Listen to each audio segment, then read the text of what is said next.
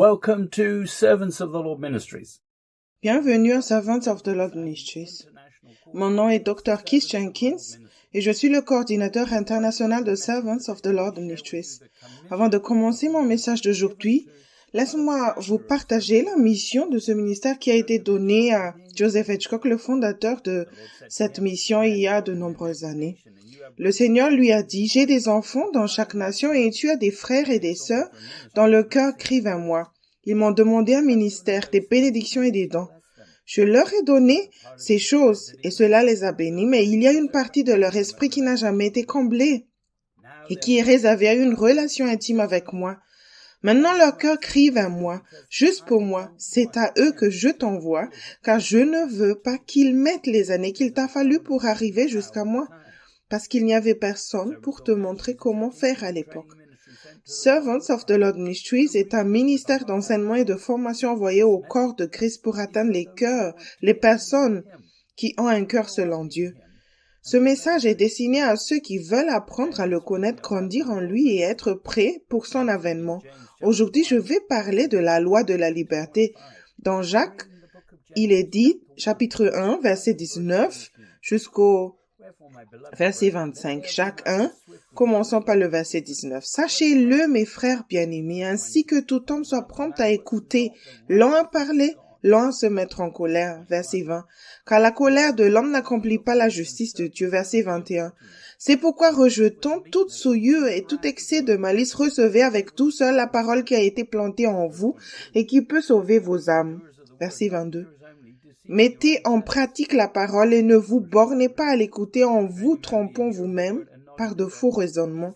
Verset 23. Car si quelqu'un écoute la parole et ne le met pas en pratique, il est semblable à un homme qui regarde dans un miroir son visage naturel. Verset 24. Et qui après s'être regardé s'en va et oublie aussitôt quel il était. Verset 25. Mais celui qui aura plongé les regards dans la loi parfaite, la loi de la liberté et qui aura persévéré, n'étant pas un auditeur oublieux, mais se mettant à l'œuvre, celui-là sera heureux dans son activité. Dans Strong, le mot plonger et le numéro 3879 dérivé d'un autre mot qui veut dire se pencher à côté, c'est-à-dire se pencher de manière à regarder à l'intérieur. Regarder, se pencher. Dans Strong, le mot parfait est le numéro 5046 tiré d'un autre mot qui veut dire complet. Dans diverses applications du travail, de la croissance, du caractère mental et moral, etc. Neutre comme substantif avec complétude, d'âge adulte, homme parfait. Dans le livre Réveillez-vous, le temps touche à sa fin, volume 1, Fondation pour une maturité spirituelle, version réimprimée 2016, chapitre 1, Comment débuter, pages 19 et 20, dans la version anglaise uniquement, Joseph Hitchcock écrit « C'est en accueillant la conviction que vous obtiendrez le plus de fruits en un minimum de temps. Chaque fois que vous êtes convaincu, un obstacle à votre marche spirituelle et à votre maturité a été identifié. Chacune de ces entraves est une raison pour laquelle vous ne restez pas constamment dans l'esprit. La conviction est une alarme qui vous avertit qu'il est temps de vous occuper d'un problème spécifique. Au lieu de considérer cette expérience comme négative d'un point de vue charnel, regardez-la du point de vue de Dieu. Il vous convainc afin que vous puissiez vous repentir et éliminer un autre péché qui vous empêche de marcher étroitement avec lui. Il le fait parce qu'il vous aime tellement et qu'il ne veut pas que quoi que ce soit vous sépare de la communion avec lui. La conviction est une bénédiction. Oui, c'est inconfortable, mais quel merveilleux fruit éternel cela produit. Si tu y réfléchis, tu te rendras compte que le sentiment négatif de la conviction n'est que la réaction de ta chair qui ne veut pas mourir. Jacques dit qu'il faut être humble, s'abaisser, pour voir ce que Dieu fait par sa grâce et ce qu'il faut changer par la repentance. Les voies de Dieu sont parfaites parce qu'elles sont basées sur sa grâce, sa force et sa sagesse. Jacques écrit aux Juifs qui ont rapidement donné la bonne confession à Jérusalem face à la persécution. Ils ont vu la provision et la grâce de Dieu dès le début. Ils ont déclaré que Jésus est le Seigneur, mais ils ont ensuite cesser de demander l'aide de Dieu dans leur nouvelle situation. La pression les a mis en colère et ils ont même résisté à la conviction. Ta fondation spirituelle n'est profonde que si elle est conséquente dans tous les domaines. Jacques a dit dans Jacques 2, verset 12. C'est Jacques, chapitre 2, je lis le verset 12. Parlez et agissez comme devons être jugés par une loi de liberté. Dans la Bible amplifiée édition classique, Jacques 2, verset 12 dit « Parlez et agissez comme », c'est-à-dire doivent le faire, ceux qui seront jugés selon la loi de la liberté, c'est-à-dire l'enseignement moral donné par le Christ en particulier sur l'amour. Dans Strong, le mot « loi » et le numéro 3551 d'un mot primaire qui veut dire parcelliser, notamment la nourriture ou le pâturage aux animaux. Loi par l'idée d'un usage prescriptif, en général réglementation, spécifiquement de Moïse, y compris le volume aussi de l'Évangile, ou au sens figuré un principe, la loi. Dans Strong, le mot liberté, le numéro 1657, qui veut tirer d'un autre mot qui veut dire liberté, légitime ou licencieuse, principalement morale ou cérémonielle. Dieu est maintenant ton Père céleste si tu es né de nouveau. Il peut subvenir à tes besoins physiques si tu te ralentisses et si tu écoutes. Tu dois être régulièrement provisionné en grâce et en sagesse par la foi en vivant sur le chemin étroit. Tu apprends spirituellement et tu obtiens de la compréhension. Il y a de la liberté et de la grâce quand Jésus est Seigneur. Les épreuves de toutes sortes ne font pas le poids face à la grâce et à la sagesse de Dieu. Avec la grâce de Dieu, tu peux tout faire. Jacques a dit dans Jacques chapitre 4, verset 6, je dis encore Jacques, chapitre 4, je lis le verset 6. Il accorde au contraire une grâce plus excellente. C'est pourquoi l'Écriture dit, Dieu résiste aux orgueilleux, mais il fait grâce aux humbles. Le mot humble, dans Strong, est le numéro 5011, tiré d'un autre mot qui veut dire abaisser, c'est-à-dire au sens figuré, humilié, dans ses circonstances ou sa disposition, bas, abattu, humble, d'un degré inférieur. C'est l'état d'être inférieur. Tu as peut-être des témoignages de miracles qui se sont produits au moment du salut par la grâce dans des circonstances modestes lorsque tu as cru pour la première fois. Au début, tu faisais des choses pour montrer ton amour pour Dieu et sa parole, et il a répondu. Cela devrait continuer dans tous les domaines, à moins que tu ne sois revenu à l'utilisation de ta pensée charnelle et de tes biens terrestres pour résoudre tes problèmes spirituels. Dans la Bible vivante, Jacques 1, verset 25 dit « Mais si quelqu'un regarde attentivement la loi de Dieu pour les hommes libres, non seulement il s'en souviendra, mais il fera ce qu'elle dit, et Dieu le bénira grandement dans tout ce qu'il fera. » Dans la Bible amplifiée édition classique, Jacques 1, verset 25 dit « Mais celui qui examine attentivement la loi irréprochable, c'est-à-dire la loi de la liberté qui lui est fidèle et qui persévère à l'examiner, non comme un auditeur qui oublie, mais comme un homme d'action qui obéit, celui-là sera béni dans son action, dans sa vie d'obéissance. En ces derniers jours, tout le monde devrait regarder vers le haut, car Jésus arrive bientôt et ce monde est en train de disparaître.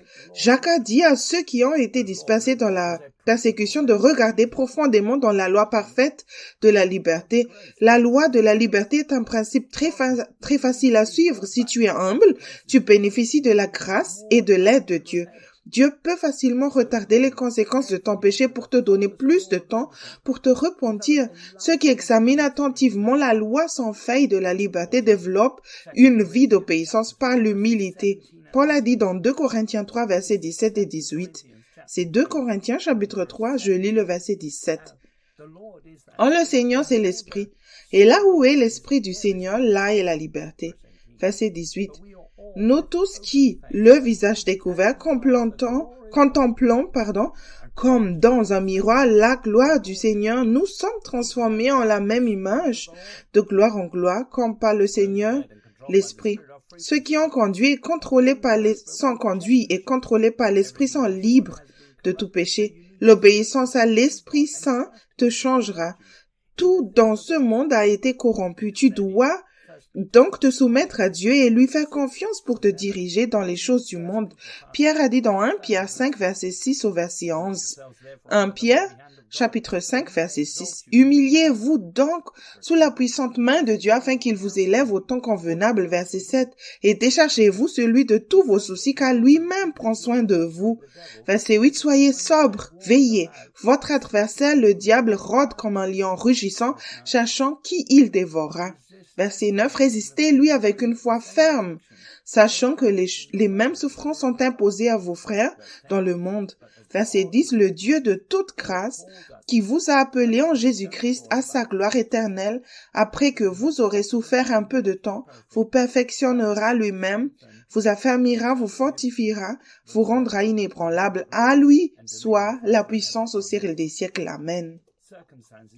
Les circonstances qui vous apprennent à dépendre de Dieu, à l'écouter rapidement et de manière plus conséquente sont une bénédiction. Tu feras l'expérience de ces voies en lui, faisant confiance de tout ton cœur. Les voies de Dieu sont plus élevées et meilleures que les voies de l'homme et ne sont pas basées sur la sagesse naturelle ou les gains terrestres. Il n'y a rien de mal à se trouver dans des circonstances humbles si cela te permet de rester humble. Pierre a également dit dans 1 Pierre, chapitre 2, verset 13 au verset 16. 1 Pierre, chapitre 2, verset 13. Soyez soumis à cause du Seigneur à toute autorité établie parmi les hommes, soit au roi comme souverain. Verset 14. Soit au gouverneur comme envoyé par lui pour punir les malfaiteurs et pour approuver les gens de bien. Verset 15. Car c'est la volonté de Dieu qu'en pratiquant le bien, vous réduisez au silence les hommes ignorants et insensés. Verset 16. Étant libres, sans faire de la liberté une voile qui couvre la méchanceté, mais agissant comme des serviteurs de Dieu. Restez soumis comme Jésus l'a fait en accomplissant parfaitement la volonté de Dieu. Il y a des leçons à tirer de chaque situation que vous manquerez et que vous n'apprendrez pas autrement. Paul l'a dit dans 2 Corinthiens 4, verset 1 au verset 6. 2 Corinthiens chapitre 4, je lis le verset 1. C'est pourquoi, puisque nous avons ce ministère, comme nous avons reçu la miséricorde, nous ne faiblissons pas. Verset 2. Nous avons renoncé à ce qui est caché dans la malhonnêteté, ne marchons pas par ruse et ne manions pas la parole de Dieu de manière trompeuse, mais par la manifestation de la vérité. Nous nous soumettons à la conscience de chacun devant Dieu. Verset 3. Si notre évangile est encore voilé, il est voilé pour ceux qui périssent. Verset 4.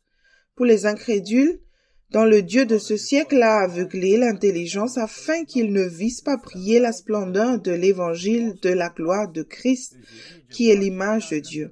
Verset 5.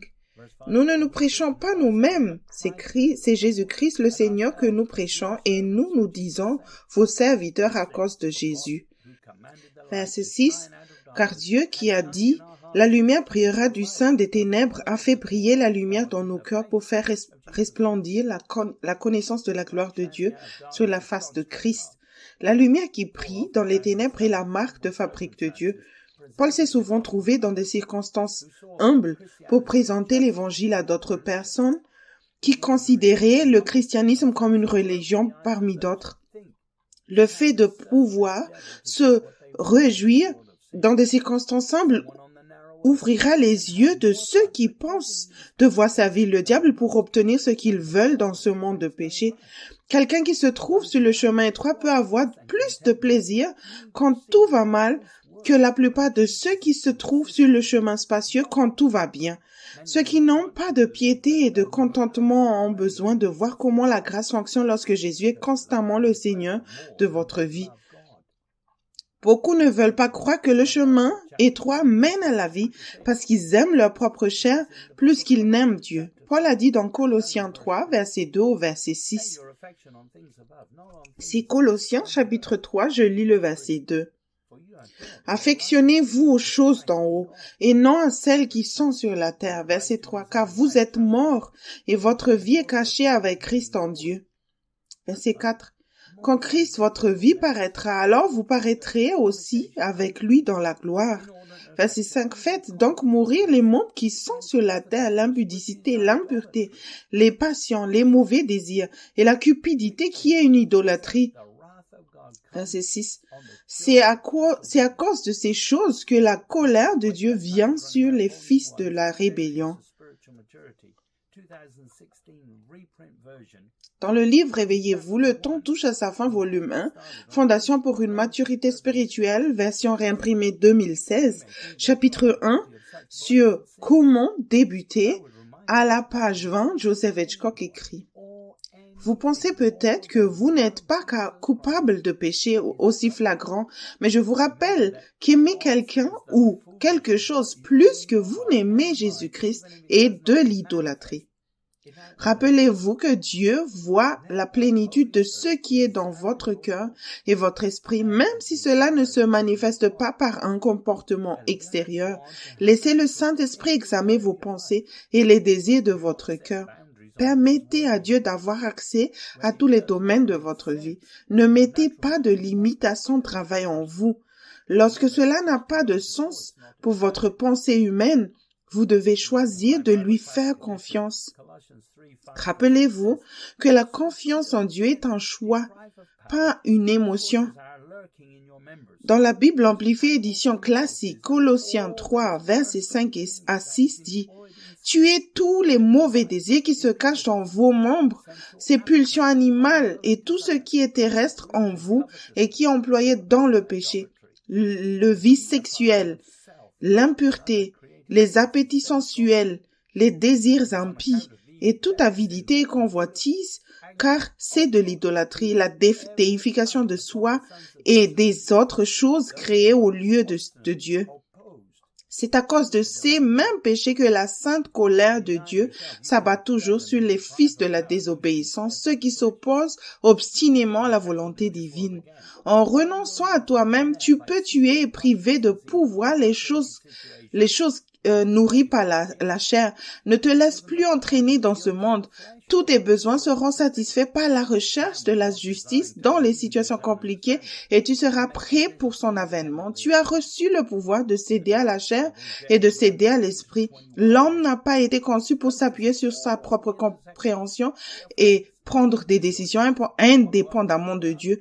Dans la Bible, message, Jacques 1, verset 19 à 21 dit « Affichez ceci à tous les carrefours, chers amis. Menez avec vos oreilles, suivez avec votre langue et laissez la colère traîner à l'arrière. La justice de Dieu ne naît pas de la colère humaine. Jetez donc à la poubelle toute vertu gâtée et tout mal cancéreux. En toute humilité, laissez notre jardinier Dieu vous paysager avec la parole et faire de votre vie un jardin du salut. Pour rechercher la justice, il faut que Dieu te mette dans des situations compliquées dont il te sortira ensuite. Il ne s'agit pas d'un exercice académique. Jésus a vaincu la croix parce qu'il s'est abandonné entre les mains de son Père et est devenu un être humain comme nous à tous égards, mais il n'a pas péché. Jésus a obéi à son Père par amour et Dieu l'a toujours délivré. Il a reconnu le Père dans toutes ses actions et il n'a pas utilisé son pouvoir divin. Il est venu dans la chair et a approuvé que l'obéissance de l'esprit est nécessaire en toutes circonstances. Nous lisons dans Deutéronome 28, versets 1 et 2. Deutéronome 21, verset 1. Si tu écoutes attentivement la voix de l'Éternel ton Dieu, si tu observes et mets en pratique tous ces commandements que je te prescris aujourd'hui, l'Éternel ton Dieu te placera au-dessus de toutes les nations de la terre. Verset 2. Toutes ces bénédictions viendront sur toi et t'atteindront si tu écoutes la voix de l'Éternel ton Dieu. Dans les situations compliquées, le monde ne cherche pas à obtenir des ordres de Dieu, mais plutôt des bénédictions. Les bénédictions sont venues sur les Juifs qui écoutaient chaque jour la voix du Seigneur afin de garder ses commandements dans le désert. Ils se trouvaient dans des circonstances humbles et Dieu leur a fourni une nuée pendant le jour et une colonne de feu pendant la nuit. En posant diligemment plus de questions à Dieu, tu peux garder ses commandements. N'ignore pas que tu as le don de la vie éternelle à cette fin si tu es né de nouveau. Les bénédictions t'envahiront et te surpasseront lorsque tu obéiras et garderas ses commandements. Tu ne chercheras pas les bénédictions ou la conviction, mais elles te suivent lorsque tu cherches à faire sa volonté parfaite en pensée, en but et en action. Tu ne peux pas avoir les bénédictions sans la conviction, car la conviction est une bénédiction. La conviction est nécessaire pour te maintenir sur le bon chemin. La conviction n'est pas le fait que Dieu te tire dans le dos, mais qu'il vous réveille à la justice. Jésus a dit dans Matthieu 6, verset 31 au verset 34. C'est l'évangile de Matthieu, chapitre 6. Je lis le verset 31. Ne vous inquiétez donc point et ne dites pas « Que mangerons-nous? Que boirons-nous? De quoi serons-nous vêtus ?» Verset 32. Car toutes ces choses, ce sont les païens qui les recherchent. Votre Père céleste sait que vous en avez besoin. Verset 33. Cherchez premièrement le royaume et la justice de Dieu, et toutes ces choses vous seront données par-dessus. Verset 34. Ne vous inquiétez donc pas du lendemain, car le lendemain aura soin de lui-même. À chaque jour suffit sa peine. Ne pense pas au lendemain, car tu pourrais ne pas entendre clairement ce que tu as besoin de savoir maintenant. Ce n'est pas confortable pour la chair. Dieu peut te montrer quelque chose que tu avais oublié et qui te prépare pour demain.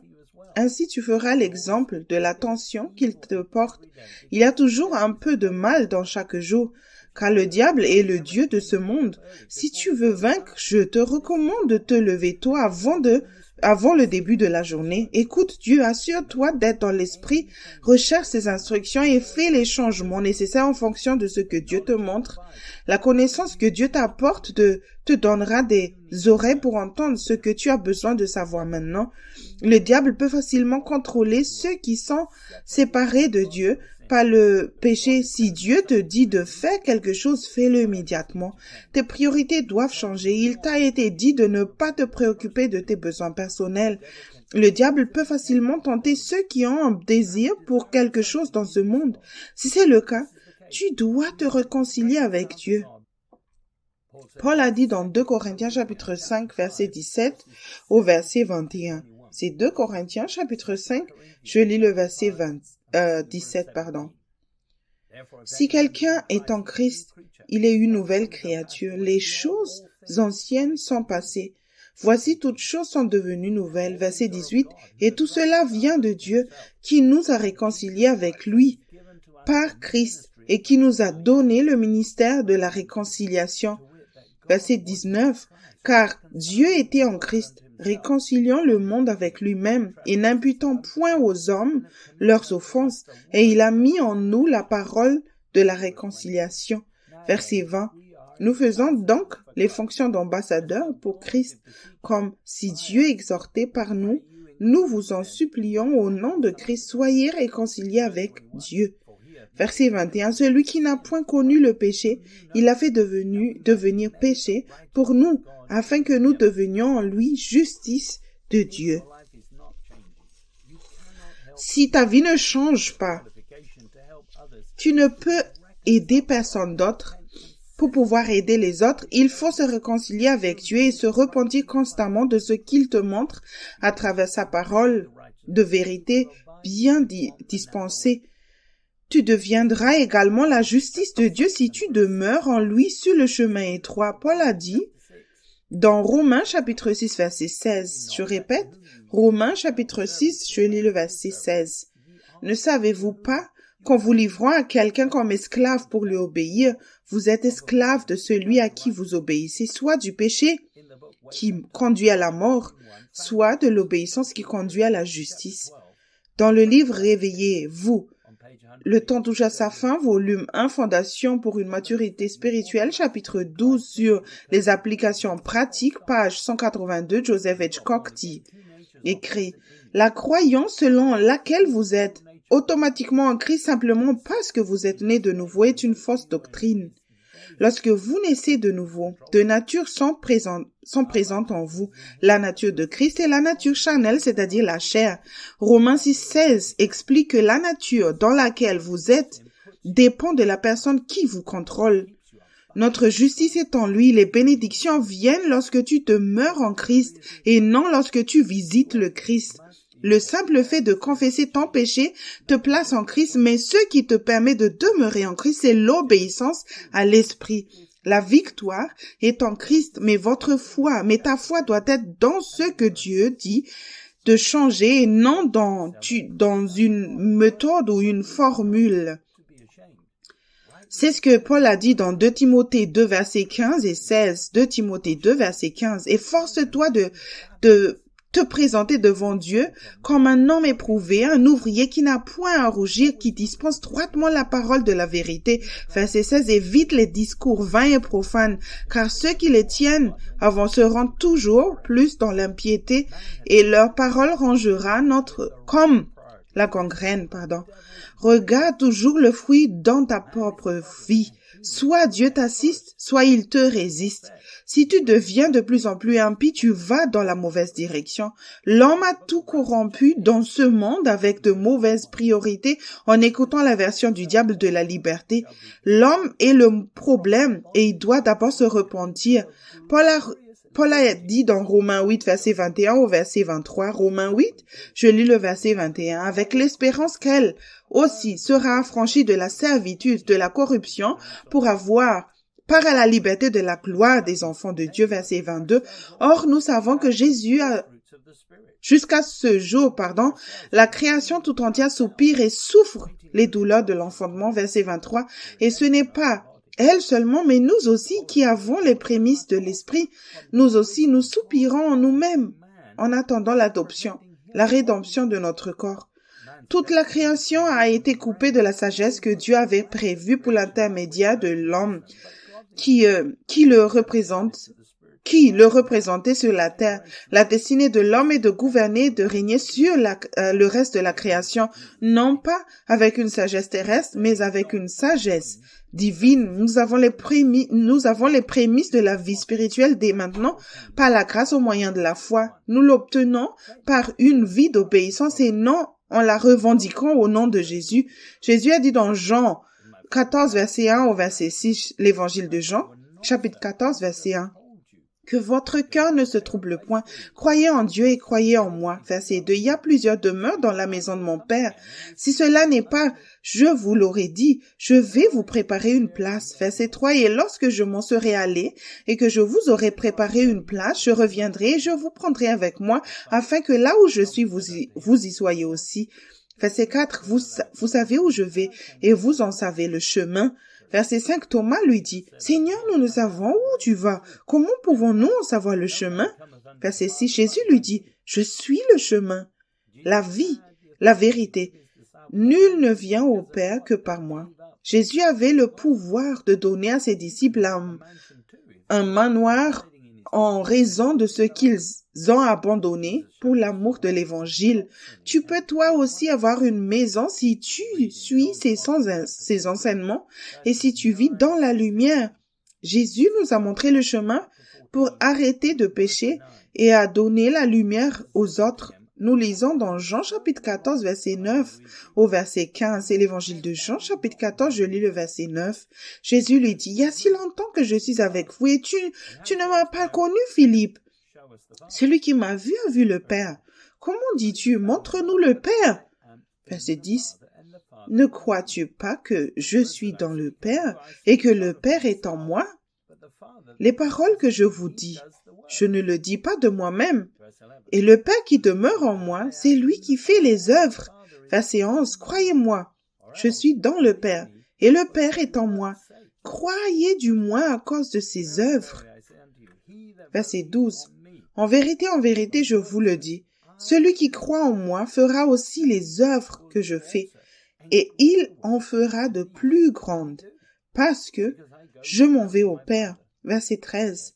« Et tout ce que vous demanderez en mon nom, je le ferai, afin que le Père soit glorifié dans le Fils. » Verset 14. « Si vous demandez quelque chose en mon nom, je le ferai. » Verset 15. « Si vous m'aimez, gardez mes commandements. » Par la foi, tu peux être un avec le Père en étant un avec Jésus. Dans le Nouveau Testament, Les commandements de Jésus remplacent la loi parce qu'ils sont fondés sur la parole de la vérité dispensée avec droiture pour chaque personne. Il vous connaît mieux que vous ne vous connaissiez vous-même. Jésus est aussi notre avocat et nous donne les commandements dont nous avons besoin chaque jour, comme son Père l'a fait pour lui sur le chemin de la croix. Ces commandements paraîtront inutiles à la chair, mais il en va de même pour le chemin étroit. Jésus a dit dans l'évangile de Matthieu, chapitre 5, verset 3 au verset 12. C'est Matthieu, chapitre 5, nous commençons par le verset 3. Heureux les pauvres en esprit, car le royaume des cieux est à eux. Verset 4. Heureux les affligés, car ils seront consolés. Verset 5. Heureux les débonnaires, car ils hériteront la terre. Verset 6. Heureux ceux qui ont faim et soif de la justice, car ils seront rassasiés. Verset 7. Heureux les miséricordieux, car ils obtiendront miséricorde. Verset 8. Heureux ceux qui ont le cœur pur, car ils verront Dieu. Verset 9. Heureux ceux qui procurent la paix, car ils seront appelés fils de Dieu. Verset 10. Heureux ceux qui sont persécutés pour la justice, car le royaume des cieux est à eux. Verset 11. Heureux serez-vous lorsqu'on vous outragera, qu'on vous persécutera et qu'on dira faussement de vous toutes sortes de mal à cause de moi. Verset 12. Réjouissez-vous et soyez dans l'allégresse, parce que votre récompense sera grande dans les cieux, car c'est ainsi qu'on a persécuté les prophètes qui ont été avant nous. Dans la Bible amplifiée édition classique, Matthieu 5, versets 4 à 5 dit heureux, c'est-à-dire heureux, béat, joyeux, spirituellement prospère, avec la joie de vivre et la satisfaction de la faveur et du salut de Dieu, indépendamment de leurs conditions extérieures, sont les doux, c'est-à-dire ceux qui sont doux, patients, endurants, car ils hériteront de la terre. Heureux et fortuné, heureux et spirituellement prospère dans cet état où l'enfant de Dieu, né de nouveau, jouit de sa faveur et de son salut, sont ceux qui ont faim et soif de justice, position de justice et de droiture envers Dieu, car ils seront pleinement satisfaits.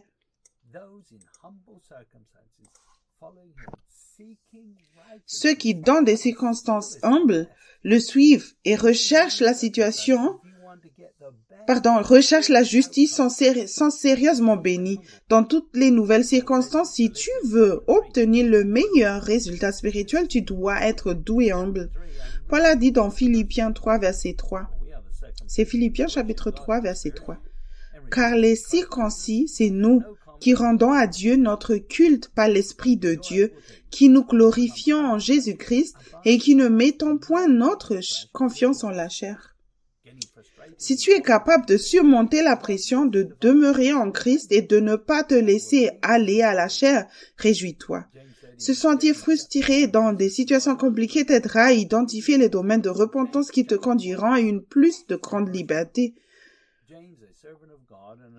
Jacques a dit dans Jacques 1, verset 1 à 3, c'est Jacques, chapitre 1, je lis le verset 1. Jacques, serviteur de Dieu et du Seigneur Jésus-Christ aux 12 tribus qui sont dans la dispensation salut. Verset 2. Mes frères, regardez comme un sujet de joie complète les diverses épreuves auxquelles vous pouvez être exposés. Verset 3. Sachant que l'épreuve de votre foi produit la patience. Dans la Bible amplifiée, édition classique, Jacques 2, verset 12 dit « Sois certaine et comprends que l'épreuve et la mise à l'épreuve de ta foi font naître l'endurance, la fermeté et la patience. Ta foi est incomplète si elle ne comporte pas ces 3 éléments. Numéro 1, une capacité à endurer en toutes circonstances. Numéro 2, la fermeté, reconnaître Dieu de manière conséquente. Numéro 3, vouloir toujours des choses instantanées. Dans la Bible vivante, Jacques 1, verset 21 dit « Débarrassez-vous donc de tout ce qui ne va pas dans votre vie, à l'intérieur comme à l'extérieur, et réjouissez-vous humblement du merveilleux message que nous avons reçu, car il est capable de sauver nos âmes, en s'emparant de nos cœurs. Saisis chaque occasion de travailler sur les choses que Dieu te demande d'étudier, afin qu'à la prochaine occasion, tu sois préparé, disponible et disposé à le faire. Peut-être n'as-tu pas reçu dans ton cœur le merveilleux message de ce qui est disponible maintenant pour ceux qui suivent le Christ, si tu peux croire, ce qui est disponible, tu peux recevoir. Si tu ne peux pas croire aux promesses de Dieu, elles sont toujours disponibles lorsque tu es prêt à croire la vérité. Il se peut que tu aies besoin de circonstances modestes pour t'aider à croire. Ceux qui vivent sur le chemin spacieux croient aux mensonges pour le bien de leur propre chair. La grâce que tu as eue au moment du salut t'a fait goûter que Dieu est bon. Les promesses et commencé à agir au moment où tu es né de nouveau parce que tu as accepté Jésus comme Seigneur de ta vie et que tu as confessé ton péché. Paul a dit dans Philippiens chapitre 2 verset 11 au verset 16. Philippiens chapitre 2, je lis le verset 11. Et que toute langue confesse que Jésus-Christ est Seigneur à la gloire du Dieu le Père. Ainsi, mes bien-aimés, comme vous avez toujours obéi, travaillez à votre salut avec crainte et tremblement, non seulement comme en ma présence, mais bien plus encore maintenant que je suis absent, verset 13, car c'est Dieu qui produit en vous le vouloir et le faire, selon son bon plaisir. Verset 14, faites toutes choses sans murmure ni hésitation. Verset 15, afin que vous soyez irréprochables et purs, des enfants de Dieu irrépréhensibles au moment d'une génération perverse et corrompue, parmi laquelle vous priez comme des flambeaux dans le monde. Verset 16. Portant la parole de vie, et je pourrai me glorifier au jour de Christ de n'avoir pas couru en vain ni travaillé en vain. Les Juifs dispersés lors de la persécution ont obtenu la grâce de Dieu en raison de leur situation. Il a fait en sorte qu'ils puissent se rendre dans d'autres pays. Il y a une grâce pour l'entendre où tu es maintenant, mais il n'y a pas de grâce pour rester là où tu es spirituellement. Tu dois travailler et appliquer ce que le Saint-Esprit te montre par la conviction, sinon la grâce s'épuisera, surtout si tu commences à utiliser la sagesse naturelle pour le bien de ta propre chair. Jésus a dit dans Matthieu 22, verset 14, l'évangile de Matthieu, chapitre 22, verset 14, qu'il y a beaucoup d'appelés, mais peu d'élus. Les Juifs convertis ont été choisis pour répandre l'Évangile parce qu'ils avaient fait une bonne confession devant leurs persécuteurs à Jérusalem. Désormais exposés à des nations impies, ils devaient faire face à de nouvelles épreuves et difficultés. Ils ont été envoyés pour aider les autres nations avec les solutions divines qu'ils avaient apprises avec lui sur le chemin étroit. C'est ce qu'a dit Paul dans Romains 8, verset 26 au verset 28. C'est Romains chapitre 8, je lis le verset 26. De même, aussi l'Esprit nous aide par notre faiblesse, car nous ne savons pas ce qu'il nous convient de demander dans nos prières, mais l'Esprit lui-même intercède par des soupirs inexprimables. Verset 27. Et celui qui sonde les cœurs connaît quelle est la pensée de l'Esprit, parce que c'est selon Dieu qu'il intercède en faveur des saints. Verset 28, nous savons du reste que toute chose concourt au bien de ceux qui aiment Dieu, de ceux qui sont appelés selon son dessein. Dans la Bible Message, il est dit que Romains 8, verset 26 au 28 dit « Entre-temps, lorsque nous nous fatiguons dans l'attente, l'Esprit de Dieu est à nos côtés pour nous aider. Si nous ne savons pas comment ou quoi prier, ce n'est pas grave, il prie en nous et pour nous, faisant de nos soupirs sans parole, de nos gémissements douloureux, une prière. Il nous connaît bien mieux que nous nous connaissons nous-mêmes. Il connaît notre état d'enfantement et nous garde présents devant Dieu. C'est pourquoi nous pouvons être sûrs que chaque détail de notre vie d'amour pour Dieu est transformé en quelque chose de bon. Dans la Bible amplifiée édition classique, Romains 8, verset 28 dit « Nous avons l'assurance et la certitude que Dieu étant partenaire de leur travail, toutes choses concourent et s'accordent selon un plan au bien de ceux qui aiment Dieu et qui sont appelés selon son dessein et sa volonté. » Le Saint-Esprit a même utilisé les gémissements de déception que Paul prononçait dans des situations inconfortables. Il n'a pas eu à attendre longtemps avant que cela ne lui serve à rechercher la justice de Dieu par la foi. C'est ce que dit Paul. Romains 8, verset 5 au verset 8. C'est Romains chapitre 8. Je commence par le verset 5. Ceux, en effet, qui vivent selon la chair s'affectionnent aux choses de la chair, tandis que ceux qui vivent selon l'esprit s'affectionnent aux choses de l'esprit. Verset 6. Et l'affection de la chair, c'est la mort, tandis que l'affection de l'esprit, c'est la vie et la paix. Verset 7. Car l'affection de la chair est inimitié contre Dieu, parce qu'elle ne se soumet pas à la loi de Dieu et qu'elle ne le peut même pas. Verset 8. Or, ceux qui vivent selon la chair ne sauraient plaire à Dieu. Dans la Bible vivante, Romains 8, versets 5 à 8 dit « Ceux qui se laissent contrôler par leur nature inférieure ne vivent que pour se faire plaisir, mais ceux qui suivent l'Esprit Saint se retrouvent à faire les choses qui plaisent à Dieu. Suivre le Saint-Esprit mène à la vie et à la paix, mais suivre la vieille nature mène à la mort, car la vieille nature pécheresse qui est en nous s'oppose à Dieu. Elle n'a jamais obéi aux lois de Dieu et ne le fera jamais. C'est pourquoi ceux qui sont encore sous le contrôle de leur ancienne nature pécheresse, qui s'acharnent à suivre leur ancien mauvais désir, ne peuvent jamais plaire à Dieu. Dans la Bible Message, Romains 8, versets 5 à 8 dit « Ceux qui pensent pouvoir le faire seuls finissent par être obsédés par la mesure de leur propre muscle moral, mais ne parviennent jamais à l'exercice de la vie réelle. Ceux qui font confiance à l'action de Dieu en eux découvrent que l'Esprit de Dieu est en eux, Dieu vivant et respirant. L'obsession de soi dans ces domaines est une impasse. L'attention à Dieu nous conduit au grand jour dans une vie spacieuse et libre. La focalisation sur soi est le contraire de la focalisation sur Dieu. Toute personne complètement absorbée par elle-même ignore Dieu et finit par penser davantage à elle-même qu'à Dieu. Cette personne ignore qui est Dieu et ce qu'il fait, et Dieu n'est pas content d'être ignoré. Si tu continues à utiliser ta pensée charnelle naturelle pour voir et croire, tu as confiance en la chair et tu ne comprends jamais les choses de Dieu. La chair résistera à la volonté de Dieu. Ne te trompe pas, la nature charnelle est destinée à la destruction. Seules les choses qui sont soumises à Dieu feront partie de son royaume éternel. Modifie le fonctionnement de ta pensée et entre avant que le temps ne soit écoulé. Jésus a dit dans Matthieu 18, versets 3 et 4, c'est l'évangile de Matthieu, chapitre 18, je lis le verset 3.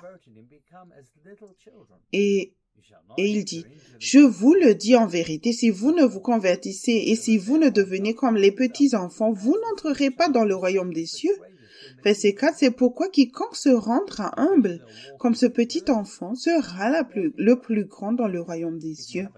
Tu peux marcher dans l'humilité ou marcher dans l'orgueil. Si tu as une relation étroite avec Jésus, si tu l'aimes sincèrement et constamment, tu cherches ses ordres parce que tu sais qu'il t'aime.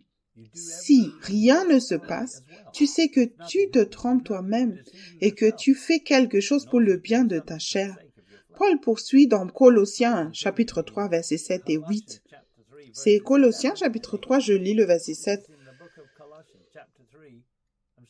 Parmi lequel vous marchiez autrefois lorsque vous viviez dans ces péchés.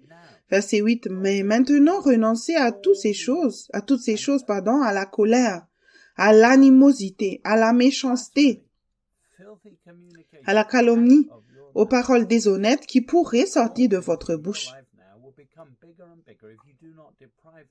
Les petites choses qui se produisent maintenant dans ta vie deviendront de plus en plus grandes si tu ne les prives pas de leur pouvoir. Les paroles qui sortent de ta bouche et qui sont enracinées dans la colère et l'amertume doivent être repenties. Les épreuves que Dieu a permises dans sa sagesse et qu'il aurait pu prévenir par sa puissance ont empêché les Colossiens de se tromper eux-mêmes. Recherche la justice dans les situations compliquées et les mauvais fruits finiront par disparaître. Confesse et admets que tu as utilisé la sagesse terrestre pour obtenir ce que tu voulais plutôt que la sagesse que Dieu fournit pour aller à la racine du péché. Dans la Bible amplifiée, édition classique, Jacques 1, verset 21 dit « Débarrassez-vous donc de toute souillure et de toute excroissance de méchanceté et dans un esprit humble doux modeste, recevez, accueillez la parole qui implantée et enracinée dans vos cœurs contient le pouvoir de sauver vos âmes. Dieu n'est pas le problème. Il transmet fidèlement sa volonté parfaite pour chacun de ses enfants. Tu auras une excroissance de méchanceté en utilisant la sagesse naturelle tout le temps parce qu'elle ne traite pas les problèmes à la racine. Les gains terrestres ne changent pas ta vie. Si tu te sens trop à l'aise, la parole de vérité ne sera pas la bienvenue et ne sera pas implantée dans ton cœur. 1 Jean 1, verset 7 au verset 10, c'est 1 Jean 1, verset 7 dit « Mais si nous marchons dans la lumière comme il est lui dans la lumière, nous sommes mutuellement en communion et le sang de Jésus, son Fils, nous purifie de tout péché. » Verset 8 « Si nous disons que nous n'avons pas de péché, nous nous séduisons nous-mêmes et la vérité n'est point en nous. » Verset 9 « Si nous confessons nos péchés, il est fidèle et juste pour nous les pardonner et pour nous purifier de toute iniquité. » Verset 10 « Si nous disons que nous n'avons pas péché, nous le faisons menteur et sa parole n'est point en nous. » Tu es censé marcher selon la vérité que tu as. En travaillant sur les choses que Dieu te demande de changer, tu auras une communion constante avec lui. Si ce n'est pas le cas, c'est que tes priorités ne sont pas les bonnes. Tiens une liste de tes péchés et note les progrès que tu fais pour t'attaquer à la racine du problème. Le péché peut ne pas se manifester comme un mauvais fruit si le diable te maintient dans le confort. Dans des conditions plus difficiles, tu devras constamment reconnaître Dieu dans toutes tes actions. Salomon a dit dans Proverbe 3, versets 5 et 6, Proverbe 3, verset 5, « Confie-toi en l'Éternel de tout ton cœur et ne t'appuie pas sur ta sagesse. » Verset 6, « Reconnais-le dans toutes tes voies et il aplanira tes sentiers. » Dans la Bible amplifiée édition classique, Proverbe 3, versets 5 à 6 dit « Appuyez-vous sur le Seigneur, ayez confiance en lui de tout votre cœur et de tout votre esprit et ne vous fiez pas à vos propres idées ou à votre propre compréhension dans toutes tes voies. Reconnais-le et il dirigera et rendra droit et clair tes sentiers. » Dans la Bible, le même passage dit « Fais confiance à Dieu du fond de ton cœur. » De votre cœur, pardon. N'essayez pas de tout comprendre par vous-même. Écoutez la voix de Dieu dans tout ce que vous faites, partout où vous allez. C'est lui qui vous gardera sur la bonne voie. Les situations difficiles pour ta foi sont une récompense pour ta fidélité. Le plan de Dieu est de t'utiliser pour toute bonne œuvre par la grâce au travers de la foi dans chaque culture dans laquelle il te place. Ce que vous faites sous un certain niveau de pression détermine à quel point il peut t'utiliser dans ce monde. Confesse que Jésus est Seigneur ne suffit pas. Confesser que Jésus est Seigneur ne suffit pas. Paul a dit dans 1 Corinthiens 4, versets 1 et 2. 1 Corinthiens chapitre 4, verset 1. Ainsi qu'on nous regarde comme des serviteurs de Christ et des dispensateurs des mystères de Dieu. Verset 2. Du reste, ce qu'on demande des dispensateurs, c'est que chacun soit trouvé fidèle. Paul expliquait les mystères parce qu'il tirait sa connaissance de l'arbre de vie en vivant sur le chemin étroit et en obéissant fidèlement aux directives de l'esprit. C'est toi qui détermines comment Dieu te traite depuis que tu es né de nouveau. Si tu n'aimes pas la façon dont il te traite, cesse de servir la chair et cherche le royaume et la justice de Dieu. Pierre a dit dans 1 Pierre 1, verset 22 au 24. 1 Pierre 1, je lis le verset 22. « Ayant purifié vos âmes en obéissant à la vérité pour avoir un amour fraternel sincère. Aimez-vous ardemment les uns les autres de tout votre cœur. » Verset 23. « Puisque vous avez été régénérés, non par une semence corruptible, mais par une semence incorruptible, par la parole vivante et permanente de Dieu. » Verset 24. « Car toute chair est comme l'herbe, et toute sa gloire comme la fleur de l'herbe. L'herbe sèche et la fleur tombe. » Purifie ton âme en obéissant à la vérité que Dieu révèle par conviction dans des nouvelles circonstances. Si tu essaies de servir deux maîtres, tu es infidèle. Dieu peut aussi retirer les choses en laquelle tu as confiance pour ton propre salut. Paul a dit dans 2 Corinthiens 9, verset 8 au verset 15. C'est 2 Corinthiens chapitre 9, je commence par le verset 8. Et Dieu peut vous combler de toutes sortes de grâces, afin que possédant toujours en toutes choses de quoi satisfaire à tous vos besoins, vous ayez encore en abondance pour toute bonne œuvre. Verset 9. Selon qu'il est écrit, il a fait des largesses, il a donné aux indigents. Sa justice subsiste à jamais. Verset 10. Celui qui fournit de la semence au semeur et du pain pour sa nourriture vous fournira et vous multipliera la semence. Il augmentera les fruits de votre justice. Verset 11. Vous serez de la sorte enrichis à tous égards pour toute espèce de libéralité qui par notre moyen feront offrir à Dieu des actions de grâce. Verset 12. Car le secours de cette assistance non seulement pourvoit aux besoins des saints, mais il est encore une source abondante de nombreuses actions de grâce envers Dieu. Verset 13. En considération de ce secours dont ils font l'expérience, ils glorifient Dieu de votre obéissance dans la profession de l'évangile de Christ et de la libéralité de vos dons envers eux et envers tous. Verset 14. Ils prient pour vous parce qu'il vous aime à cause de la grâce éminente que Dieu vous a faite. Verset 15. Grâce soit rendue à Dieu pour son don ineffable. Avec la grâce de Dieu, tu peux faire n'importe quel travail que Dieu te confie. Ta vie apportera la grâce et la vérité à une autre partie de l'Église et à tous ceux qui vivent dans les ténèbres autour de toi. Sois fidèle à la grâce que tu as reçue pour apprendre et grandir spirituellement. N'aide pas Dieu. Mets-toi sur le chemin étroit et reste humble.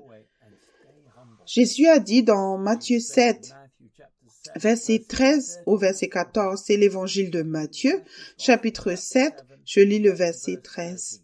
Entrez par la porte étroite, car large est la porte, spacieux est le chemin qui mène à la perdition. Et il y en a beaucoup qui y entrent. Verset 14. Car étroite est la porte, resserré est le chemin qui mène à la vie, et il y en a peu qui les trouvent. Grandir est un processus en 2 étapes. Tout d'abord, tu entres, puis tu apprends à supporter la pression sur le chemin étroit au moyen de la grâce de Dieu. Ceux qui sont sur le chemin spacieux et qui servent de 2 mètres ne voient pas l'intérêt de s'appuyer sur la grâce de Dieu qui vient en marchant dans l'humilité. Ceux qui sont sur le chemin spacieux croient typiquement que Dieu t'a donné un cerveau et qu'il attend de toi que tu l'utilises. Paul a dit dans 2 Timothée chapitre 2 verset 19 au verset 22. 2 Timothée 2 verset 19. Néanmoins, le solide fondement de Dieu reste debout avec ses paroles qui lui servent de sceau. Le Seigneur connaît ceux qui lui appartiennent et quiconque prononce le nom du Seigneur qui s'éloigne de l'iniquité. 2 Timothée 2 verset 20. Dans une grande maison, il n'y a pas seulement des vases d'or et d'argent, mais il y a aussi de bois et de terre. Les uns sont des vases d'honneur et les autres sont d'un usage vil. Verset 21, si donc quelqu'un se purifie de ces choses, il sera un vase d'honneur sanctifié, propre à l'usage du maître et préparé pour toute bonne œuvre. Verset 22, fuis les passions de la jeunesse et recherche la justice, la foi, l'amour, la paix avec ceux qui invoquent le Seigneur d'un cœur pur. Il est impossible pour quiconque vit dans ce monde de prendre les bonnes décisions en utilisant sa pensée charnelle. Tu ne t'éloigneras jamais de l'iniquité en utilisant ta raison. Tu vas à l'église parce que tu crois qu'il n'y a rien de bon en toi et que tu as encore besoin d'être purifié des œuvres mortes par la conviction et la repentance.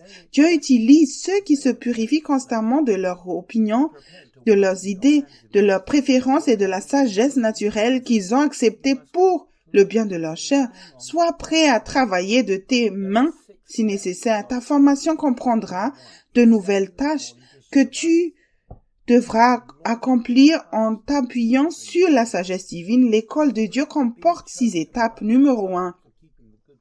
Accepter l'appel de servir les autres. Numéro 2, la seigneurie du Christ et l'entrée dans son royaume. Numéro 3, être choisi par Dieu pour avoir gardé la bonne confession.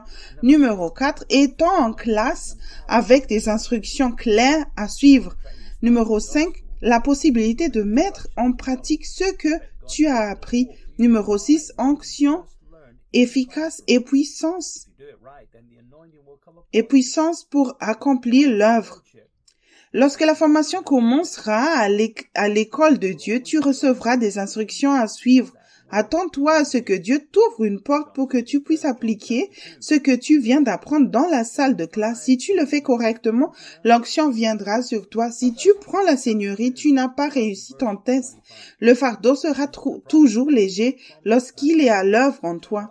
Jean a dit dans 1 Jean chapitre 2, verset 25 au verset 29. C'est 1 Jean chapitre 2, je commence par le verset 25. Et la promesse qu'il nous a faite, c'est la vie éternelle. Verset 26. Je vous ai écrit ces choses au sujet de ceux qui vous égarent. Verset 27. Pour vous, l'onction que vous avez reçue de lui demeure, et vous n'avez pas besoin qu'on vous enseigne, mais comme son onction vous enseigne toutes choses, et qu'elle est véritable, et qu'elle n'est point un mensonge, demeurez en lui selon les enseignements qu'elle vous a donnés. Verset 28. Et maintenant, petits enfants, demeurez en lui, afin que lorsqu'il apparaîtra, nous ayons de l'assurance, et que nous ne soyons pas confus devant lui à son avènement. Verset 29. Si vous savez qu'il est juste, reconnaissez que quiconque pratique la justice est né de lui.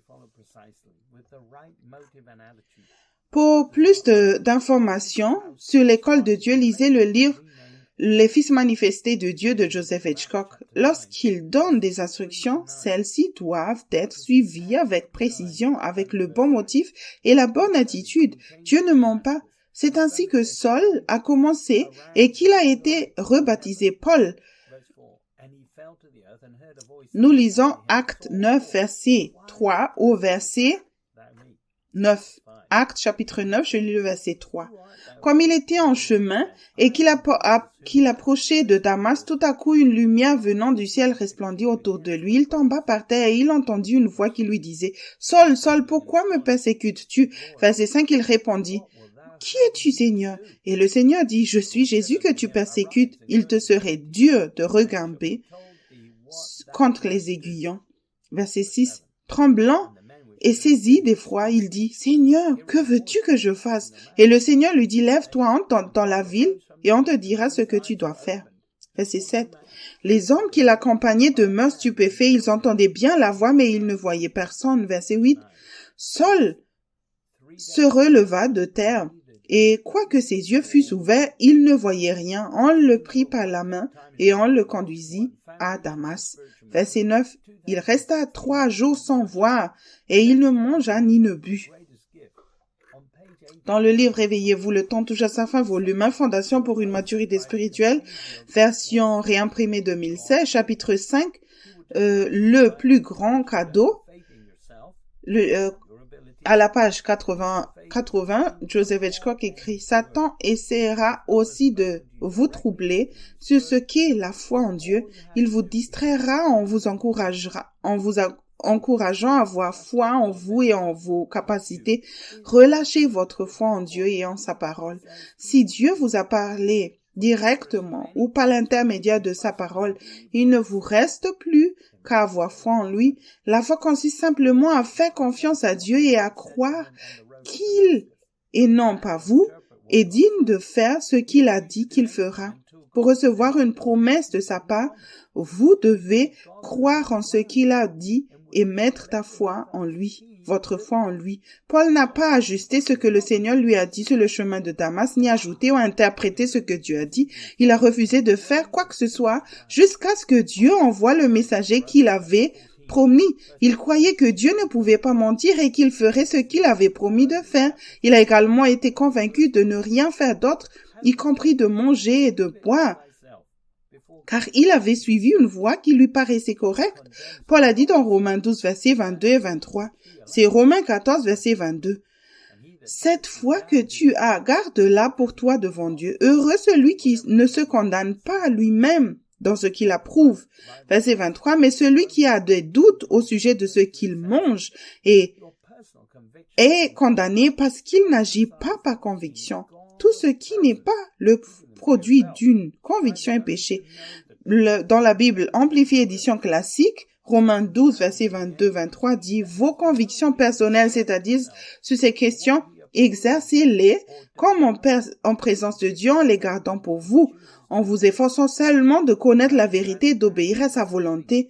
Heureux à envier celui qui n'a pas à se juger lui-même pour ce qu'il approuve, c'est-à-dire qu'il ne se condamne pas lui-même par ce qu'il choisit de faire, mais l'homme qui a des doutes, des réticences, des consciences troublées sur le fait de manger et qui mange, peut-être à cause de vous, est condamné devant Dieu, parce qu'il n'est pas fidèle à ses convictions et qu'il n'agit pas par la foi. En effet, tout ce qui ne procède pas de la foi est un péché. Tout ce qui est fait sans la conviction d'être approuvé par Dieu est un péché. Paul a commencé par une conviction profonde. Il a mis sa foi dans les paroles de Jésus-Christ qu'il a entendues sur le chemin de Damas et sa foi a été récompensée. Nous lisons dans Actes chapitre 9, verset 17 au verset 22. Je répète, Actes chapitre 9, je lis le verset 17. Ananias sortit et lorsqu'il fut arrivé dans la maison, il imposa les mains à Saul en disant « Saul, mon frère, le Seigneur Jésus, qui t'est apparu sur le chemin par lequel tu venais, m'a envoyé pour que tu recouvres la vue et que tu vois, que tu sois rempli du Saint-Esprit. » Verset 18. Au même instant, il tomba de ses yeux comme des écailles et il recouvra la vue. Il se leva et fut baptisé. Verset 19. Et après qu'il eut pris de la nourriture, les forces lui revinrent. Saul resta quelques jours avec les disciples qui étaient à Damas, verset 20. Et aussitôt il prêcha dans la synagogue que Jésus est le Fils de Dieu. Verset 21, tous ceux qui l'entendaient étaient dans l'étonnement et disaient, n'est-ce pas celui qui est persécuté à Jérusalem, ceux qui invoquent ce nom? Et n'est-il pas venu ici pour les amener liés devant les principaux sacrificateurs? Verset 22, cependant Saul se fortifiait de plus en plus et il confondait les Juifs qui habitaient Damas, démontrant que Jésus est le Christ. Toute la formation de Paul ne signifiait plus rien, car il était clair que Jésus était le Christ ressuscité et qu'il était venu et avait été rejeté par les Juifs religieux. Cela le remplit de crainte et de tremblement, car il se rend compte que son propre peuple qui étudie avec sa pensée est aveugle à la vérité. Dieu lui a alors ouvert l'esprit et il a pu voir les Écritures d'une manière nouvelle et vivante. Paul a dit dans Galates 5, verset 13, c'est Galates chapitre 5, je lis le verset 13. « Frères, vous avez été appelés à la liberté, seulement ne faites pas de cette liberté un prétexte de vivre selon la chair, mais rendez-vous par l'amour serviteur les uns des autres. » Paul a utilisé la grâce pour étudier, et non comme une occasion pour la chair. Paul a commencé à approuver à partir des Écritures que Jésus est le Christ. Cela a immédiatement causé des problèmes à Paul, mais cela ne l'a pas dérangé. Paul a également dit dans Philippiens chapitre 4 verset 4 au verset 9. Je répète, Philippiens chapitre 4 verset 4. Réjouissez-vous donc toujours dans le Seigneur. Je le répète, réjouissez-vous. Verset 5, que votre douceur soit connue de tous les hommes. Le Seigneur est proche. Verset 6, ne vous inquiétez de rien, mais en toute chose, faites connaître vos besoins à Dieu par des prières et des supplications avec des actions de grâce. Verset 7. Et la paix de Dieu qui surpasse toute intelligence gardera vos cœurs et vos pensées en Jésus-Christ. Verset 8. Au reste, frères, que tout ce qui est vrai, tout ce qui est honorable, tout ce qui est juste, tout ce qui est pur, tout ce qui est aimable, tout ce qui mérite l'approbation, tout ce qui est vertueux et digne de louange, soit l'objet de vos pensées. Verset 9. Ce que vous avez appris, reçu et entendu de moi, et ce que vous avez vu en moi, pratiquez-le, et le Dieu de paix sera avec vous. As-tu obtenu la paix et la joie en suivant ces instructions? La paix que tu obtiens en recherchant Le confort de la chair est temporaire. Si tu veux que le Dieu de la paix soit avec toi, suis quelqu'un comme Paul sur le chemin étroit. Si la paix que tu as passe facilement sous l'épreuve, elle ne peut pas être la paix de Dieu. Tu dois avoir la paix de Dieu qui dépasse toute compréhension et non de la paix du monde. Tu as besoin de la paix de Dieu sur le chemin étroit pour écouter Dieu en permanence et faire sa volonté parfaite. Le Saint-Esprit t'a donné la joie et la paix pour que tu puisses reconnaître le royaume de Dieu sur terre en toutes circonstances. Si tu cherches la justice, Dieu devrait déposer constamment des pensées dans ta tête pour que tu obéisses. Il le fait par grâce, car ses voies sont plus élevées que les tiennes. Comme les cieux sont au-dessus de la terre, tu dois renoncer à toi-même et garder ton esprit suffisamment calme pour entendre et obéir à Dieu instantanément. Nous lisons dans Psaume 46, versets 10 et 11. C'est Psaume, chapitre 46, je lis le verset 10. « Tenez-vous tranquille et sachez que je suis Dieu. Je suis exalté parmi les nations. Je suis exalté sur la terre. » Verset 11. « L'Éternel des armées est avec nous. Le Dieu de Jacob nous est une autre retraite, c'est là. » La sagesse divine est un phare pour ceux qui s'empêtrent à nouveau dans ce monde de péché. Ceux qui ont le contentement et la piété ont le bon équilibre dans le naturel et dans le spirituel. Paul a dit dans 1 Timothée 6, verset 6 au verset 10. Je répète, 1 Timothée 6, verset 6. C'est en effet une grande source de gain que la piété avec le contentement. Verset 7. Car nous n'avons rien apporté dans le monde et il est évident que nous n'en pouvons rien emporter. Verset 8. Si donc nous avons la nourriture et le vêtement, cela nous suffira. Verset 9. Mais ceux qui veulent s'enrichir tombent dans la tentation, dans le piège et dans beaucoup de désirs insensés et pernicieux qui plongent les hommes dans la ruine et la perdition. Verset 10. Car l'amour de l'argent est une racine de tous les maux et quelques-uns en étant possédés, se sont égarés loin de la loi et se sont jetés eux-mêmes dans bien de tourments. Les églises devraient aider la prochaine génération à rechercher la sagesse divine et non la sagesse terrestre, car ce monde est en train de disparaître. La sagesse divine vient par le système de communication de Dieu, par la grâce au moyen de la foi. En recherchant la justice sur le chemin étroit, Paul a dit dans 2 Corinthiens 6, verset 14 au verset 18. 2 Corinthiens 6, je lis le verset 14. Nous, ne vous mettez pas avec les infidèles sous un joug étranger, car quel rapport y a-t-il entre la justice et l'iniquité? Ou qu'y a-t-il de commun entre la lumière et les ténèbres? Verset 15. Quel accord y a-t-il entre Christ et Bélial? Ou quel part a le fidèle avec l'infidèle? Verset 16. Quel rapport y a-t-il entre le temple de Dieu et les idoles? Car nous sommes le temple de Dieu vivant. Comme Dieu l'a dit, j'habiterai et je marcherai au milieu d'eux. Je serai leur Dieu et ils seront mon peuple. Verset 17. Sortez donc du milieu d'eux et séparez-vous, dit le Seigneur. Ne touchez pas à ce qui est impur et je vous accueillerai. Verset 18. Je serai pour vous un père et vous serez pour moi des fils et des filles. Qui, dit le Seigneur Tout-Puissant. Ceux qui utilisent chaque jour la sagesse du monde sont encore sous le joug de ce monde. Tu peux avoir la paix de Dieu qui surpasse tout entendement pendant que d'autres utilisent toute la sagesse terrestre qu'ils ont accumulée pour rendre leur vie plus confortable. Tu auras la paix en utilisant la sagesse de Dieu et eux ne l'auront pas. Si ta pensée est tranquille, écoute Dieu et tu obtiendras plus de grâce pour faire les choses à la lumière de Dieu. Jésus a dit dans Matthieu 6, verset 25 au verset 30, c'est l'évangile de Matthieu, chapitre 6, je lis le verset 25. C'est pourquoi je vous dis, ne vous inquiétez pas pour votre vie, de ce que vous mangerez, ni pour votre corps, de quoi vous serez vêtus. La vie n'est-elle pas plus que la nourriture et le corps plus que le vêtement? Verset 26. Regardez les oiseaux du ciel. Ils ne sèment ni ne moissonnent et ils n'amassent rien dans des greniers. Et votre Père céleste les nourrit. Ne valez-vous pas beaucoup plus que?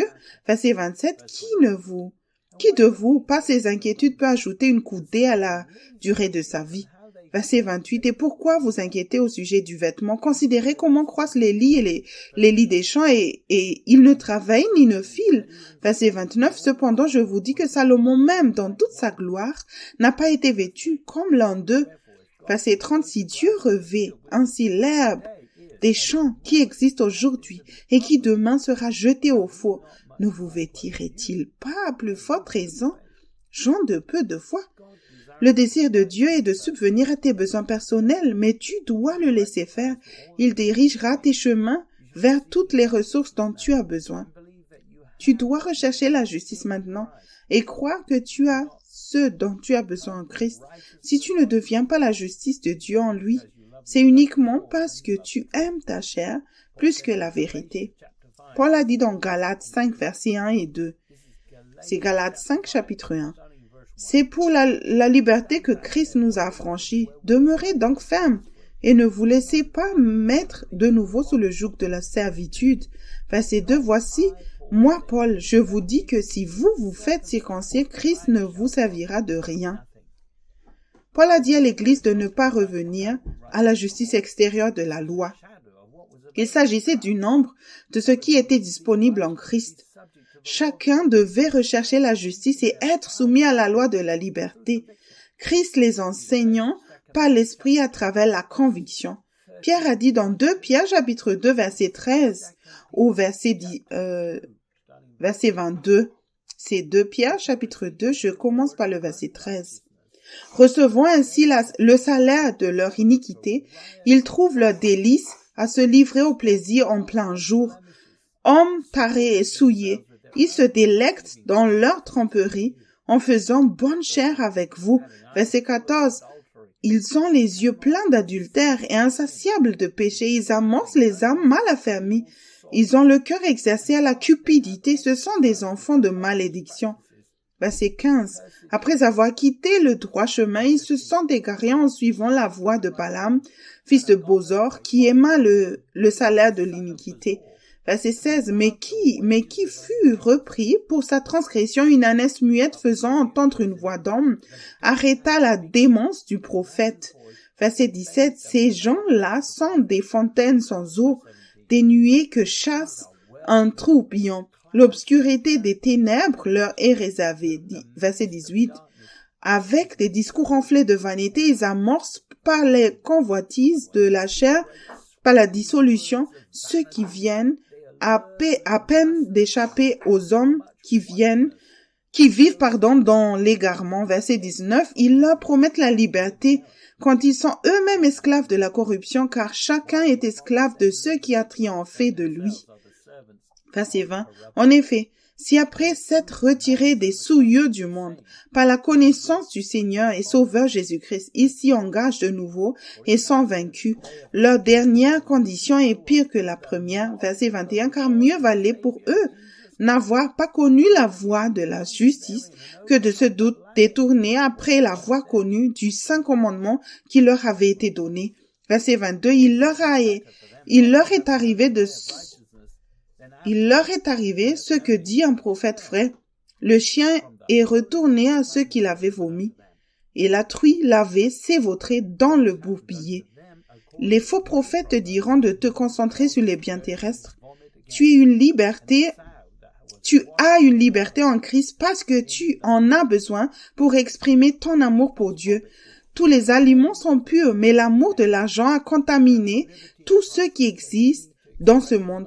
Il te suffit de rendre grâce pour ce qui t'est offert et de demander à Dieu ce qu'il faut faire dans chaque situation. Paul a dit dans Galates 2, verset 4, c'est le livre de Galates, chapitre 2, verset 4, « Et cela à cause des faux frères qui s'étaient furtivement introduits et glissés parmi vous pour épier la liberté que nous avons en Jésus-Christ avec l'intention de nous asservir. » Dans ta maison, demande à Dieu ce qu'il faut faire et si tu te soumets à ce qu'il dit tout le temps, tu obtiens la grâce de Dieu. Ton foyer est un endroit où tu peux pratiquer la loi de la liberté. C'est ta première église. Pierre a dit dans 1 Pierre 5, verset 1 au verset 4. C'est 1 Pierre, chapitre 5. Je lis le verset 1, pardon. Voici les exhortations que j'adresse aux anciens qui sont parmi vous, moi ancien comme eux, témoins des souffrances de Christ et participants de la gloire qui doit être manifestée. Verset 2. Paissez le troupeau de Dieu qui est sous votre garde, non pas contrainte, mais volontairement selon Dieu, non pour un gain sordide, mais avec dévouement. Verset 3. Non comme dominant sur eux, sur ceux qui vous sont échus en partage, mais en étant les modèles du troupeau. Verset 5. Et lorsque le souverain pasteur paraîtra, vous obtiendrez la couronne incorruptible de la gloire. Les Juifs étaient le peuple choisi par Dieu, mais lorsque Dieu a envoyé Jésus, ils l'ont rejeté. Il ne s'est pas défendu, mais s'est soumis au Père et a laissé Dieu prendre la décision finale. Les chefs religieux de l'époque de Jésus plumaient le troupeau au lieu de le nourrir.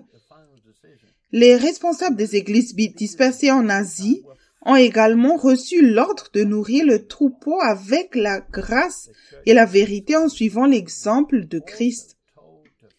Tout ce que nous faisons par grâce dans l'Église doit d'abord être autorisé par Dieu. S'il ne dirige pas le travail, c'est le diable qui le fait et Dieu devra résister. Jean a dit dans 1 Jean 3, verset 7 et verset 8. 1 Jean 3, je lis le verset 7. Petits enfants, que personne ne vous séduise. Celui qui pratique la justice est juste, comme lui-même est juste. Verset 8, celui qui pêche est du diable, car le diable pêche dès le commencement. Le Fils de Dieu apparut afin de détruire les œuvres du diable. Si tu suis Jésus, tu ne peux pas suivre le diable. Si Jésus est Seigneur, il te donnera la connaissance dont tu as besoin maintenant. Le diable veut que tu aies une confiance en la chair basée sur la connaissance du bien et du mal. Tu ne vivras jamais une vie sans péché de cette manière, en faisant confiance à Dieu de tout ton cœur, en écoutant et en obéissant à sa voix. Dieu te fournira, la manne quotidienne, la connaissance de Dieu dont tu as besoin. Paul a dit dans Colossiens 1, verset 12 au verset 14, c'est Colossiens chapitre 1, je lis le verset 12. Rendez grâce au Père qui vous a rendu capable d'avoir part à l'héritage des saints dans la lumière. Verset 12, qui nous a délivrés de la puissance des ténèbres et nous a transportés dans le royaume du Fils de son amour. Verset 14, en qui nous avons la rédemption, la rémission des péchés. Le mot obscurité dans Strong est le numéro 4655 de la base d'un autre mot qui veut dire ombrage, c'est-à-dire obscurité, littéralement ou figurativement ténèbres. La priorité est la conviction du salut et le fait que tu vives dans la lumière comme lui est dans la lumière. Au moment du salut, tu as été délivré des ténèbres en acceptant la seigneurie de Jésus-Christ. Ne t'asservis pas à nouveau en utilisant la connaissance du bien et du mal et la sagesse de ce monde. Tu commenceras à te tromper toi-même en pensant que tu as toutes les informations et tu perdras de vue la croix. La puissance des ténèbres ne s'accroît pas dans ces derniers jours. Au contraire, l'orgueil augmente chez ceux qui utilisent leurs pensées non soumises à Dieu. Paul a dit dans Éphésiens 5, verset 14 jusqu'au verset 17, c'est Éphésiens chapitre 5, je lis le verset 14. C'est pour cela qu'il est dit, réveille-toi, toi qui dors, relève-toi d'entre les morts, et Christ éclairera, verset 15. Prenez donc garde de vous, conduire avec circonception, non comme des insensés, mais comme des sages. Verset 16, rachetez le temps, car les jours sont mauvais. Verset 17, c'est pourquoi ne soyez pas inconsidérés, mais comprenez quelle est la volonté du Seigneur. Paul a dit à ceux qui dormaient dans l'église d'Éphèse de se lever d'entre les morts. Paul a fait référence à la lumière qu'il avait et a dit que Jésus pouvait libérer les autres en les éveillant à la justice. Les personnes éveillées à la justice sont les suivantes. Numéro 1, ont reçu la lumière et la révélation par Christ, la parole vivante au quotidien face aux situations qu'ils affrontent. Numéro 2, marche avec prudence, respecte le temps de Dieu avec circonspection, ne satisfont pas la convoitise de la chair. Numéro 3, ne marche pas sottement sous l'emprise de la sagesse terrestre, ce qui ne ferait qu'accroître la confusion et les querelles. Numéro 4, apprennent spirituellement de leurs erreurs, rachètent le temps et se répandent. Je crois que le diable déteste cela. Numéro 5, sages, écoutent et comprennent la volonté du Seigneur dans tous les domaines grâce à une sagesse divine.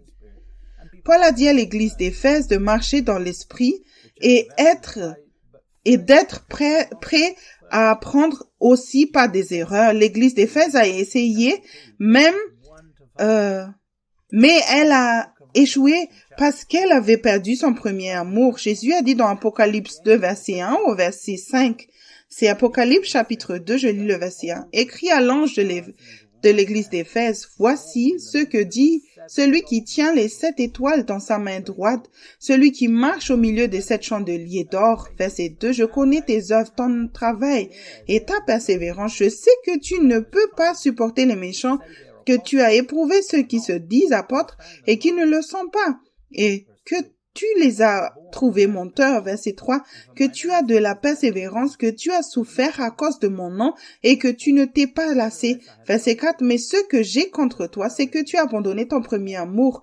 Verset 5, souviens-toi donc d'où tu es tombé, repens-toi et pratique tes premières œuvres, sinon je viendrai à toi et j'ôterai ton chandelier de sa place, et à moins que tu ne te répandes. L'église d'Éphèse avait reçu le bon enseignement et pouvait discerner les faux prophètes grâce à son intelligence. Cependant, ceux qui font la volonté de Dieu s'accrochent à chaque commandement et n'ont pas de temps à consacrer aux médias sociaux ou aux conspirations de tout genre. Ils ont revêtu l'armure de lumière grâce aux leçons apprises en gardant Jésus comme le premier amour, en plaisant à Dieu dans des situations compliquées et en faisant la volonté de Dieu. Ils ont tué les désirs et les appétits de la chair.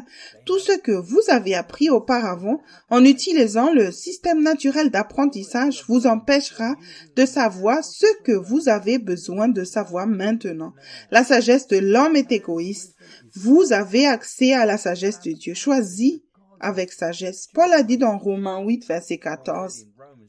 Car tous ceux qui sont conduits par l'Esprit de Dieu sont fidèles, sont fils de Dieu. Si tu veux entendre, apprendre à connaître et suivre Jésus, alors je te recommande ce livre, Mes brebis entendent ma voix de Joseph Hitchcock. Si tu veux prendre un nouveau départ et te trouver sur le chemin étroit semé dans l'esprit tous les jours, expérimenter le plein salut et la liberté grâce à une repentance régulière, alors je peux te recommander le livre Réveillez-vous, le temps touche à sa fin, volume 1, Fondation pour une maturité spirituelle par Joseph Hitchcock. Si tu veux grandir spirituellement et ne pas avoir l'esprit du monde et parvenir à maturité, je te conseille le livre Réveillez-vous, le temps touche à sa fin, volume 2, Grandir spirituellement de Joseph Hitchcock. N'accepte pas une version contrefaite du christianisme basée sur les œuvres religieuses pour ne pas avoir à te renier quotidiennement et à faire connaître à Dieu, à faire confiance à Dieu. Si tu sais que tu as résisté à la vérité et que tu veux savoir pourquoi, je peux te recommander le livre La prison dorée, édition révisée de Joseph Hitchcock. Aujourd'hui, je t'ai parlé de la loi de liberté. Dieu t'a donné une liberté, non pour l'abuser, mais pour abandonner tout ton corps à Dieu et de faire confiance à Dieu pour faire le reste. Il a promis qu'il fera un chemin pour toi quand tu t'humilieras et faire les choses à sa façon. La voix de Dieu est plus élevée que la voix de l'homme, comme le ciel l'est de la terre. C'est pour cela que cela ne peut pas avoir un sens à ta pensée humaine. Mais tu dois recevoir le Saint-Esprit maintenant pour te diriger afin de te confirmer que ce que tu entends est le droit chemin. Toute chose est disponible pour toi actuellement dans l'Esprit, pour marcher avec lui dans l'humilité. Tu dois aimer la correction et désirer la vérité plus que toute autre chose. Je prie dans le nom de Jésus que tu accueilles ce message. Laisse-moi prier avec toi maintenant. Que Dieu te bénisse. Père Céleste, je prie pour tous ceux qui écoutent ce message. Père, touche-les, Donne-les des yeux pour voir, des oreilles pour entendre. Tu as un meilleur chemin pour eux et tu peux faire un chemin pour eux là où il n'y en a pas. Dans le nom précieux de Jésus. Amen. Que Dieu te bénisse et merci d'avoir écouté. Vous trouverez un résumé des écritures utilisées dans le message d'aujourd'hui sous la vidéo, soit par écrit, soit par le biais d'un lien vers un site web. Vous trouverez nos coordonnées à la fin de ce message. Que Dieu vous bénisse et merci d'avoir écouté.